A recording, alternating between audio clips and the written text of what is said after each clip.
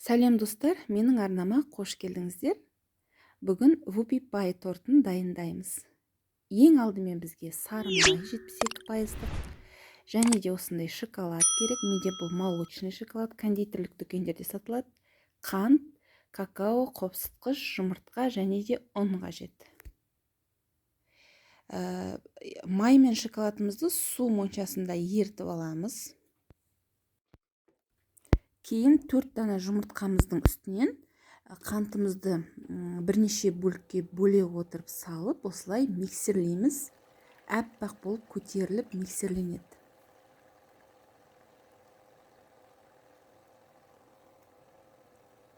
Бізге қажетті барлық ингредиенттің өлшемдерін төменде описание бөліміне жазып қалдырдым. Осылай әппақ болып көтерілгеннен кейін жаңағы алдын ала ертіп алған май мен шоколадымызды ақырындап қосамыз. Міндетті түрде суыған болу керек, ыстық күйінде қоспайсыздар қыздар, суытып алып қосамыз.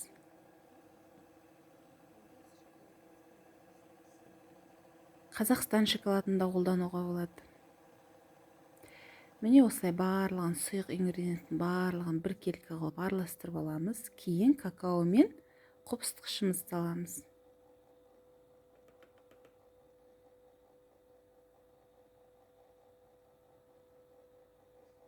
Енді ұнымызды алдын ала електен өткізіп дайындап қойған ұнымызды осылай бірнеше бөліктерге бөле отырып салып, біркелкі осындай Whoopie Pie'міздің қамырын дайындап аламыз. Мен 24 диаметрлік формамен осылай пергамент қағазын алдын ала ойып, өлшеп, осылай дайындап алдым. Көз мөлшерімен осылай қамырымызды 4-ке бөлдім.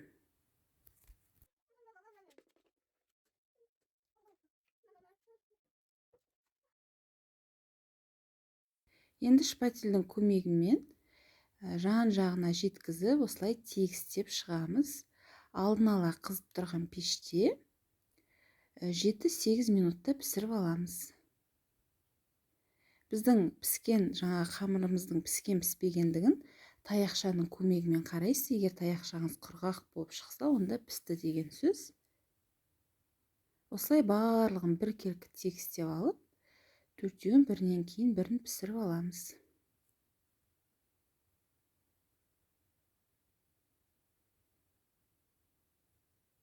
Бұл менің үнемі тапсырысқа дайындайтын торттарымның бірі, сондықтан да сіздер де мүмкіндік болса тапсырысқа дайындасаңыздар болады. Үй іштеріңізге дайындасаңыздар да болады. Міне мен 4 қоржызда осылай пісіріп алдым. Бірден ыстық күйінде жан-жағын теп-тегіс қылып, жаңа форманың көмегімен кесіп алдым. Міне. Енді крем дайындаймыз. Ол үшін бізге креметті және де творожный сыр, яғни және де маскарпоне қажет. Сахарная пудра саламыз. Қант, ұн тағы, яғни және де 33%-дық сливки қосамыз. Мен свежий утро сливкиін қолдандым.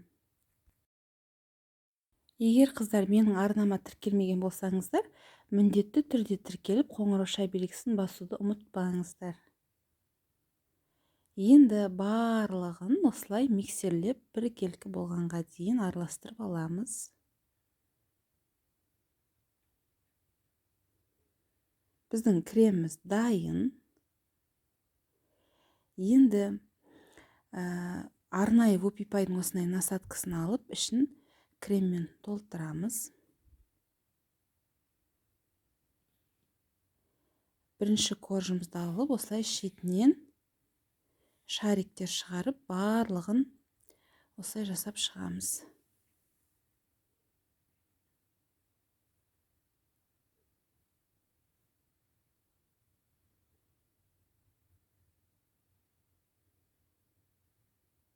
Екіншісінде дәл осылай жаңа кремін жақсылап осылай орналастырып, барлығын мүмкіндігінше шариктерін біркелкі орналастыруға тырысамыз қыздар. Сонда біздің тортымызда әдемі болып шығатын болады.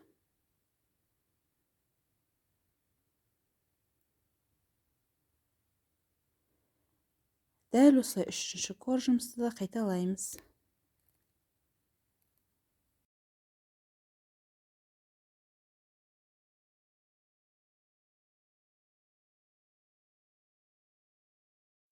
Енді қыздар, ең соңғы 4-ші коржымызды қойып, осылай сәл басын қыраймыз да тоңазытқышқа 1 сағатқа қоямыз. Міне біздер шоколад, сливки және 1 қасық май салдым. Осыны ертем. 1 сағат өткеннен кейін біздің кремдеріміз қатып, кішкене салқындайды. Енді жайлап алдын ала осы ерткен шоколадымызды ақырындап осылай шет жақтарына жеткізе отырып, барлығын осылай жағып шығамыз. Кейін қыздар өз қалауыңызша әсемдейсіздер. Түрлі жеміс-жидектермен, болмаса кондитерлік дүкендерде түрлі жаңа әсемдейтін туған күн иелері болсын, басқа да болсын, өз қалауыңызша әсемдейсіздер. Міндетті түрде қыздар жасап көріңіздер, еш өкінбейсіздер, дәмі өте керемет болып дайындалады. Үй іштеріңізге ұнайтынына толықтай сенімдімін. Сіздермен болған Дария, алдағы уақытта тағы да басқа көптеген торттардың рецепттерімен бөлісетін боламын. Менің арнама жазылып, пікір қалдыруды ұмытпаңыздар.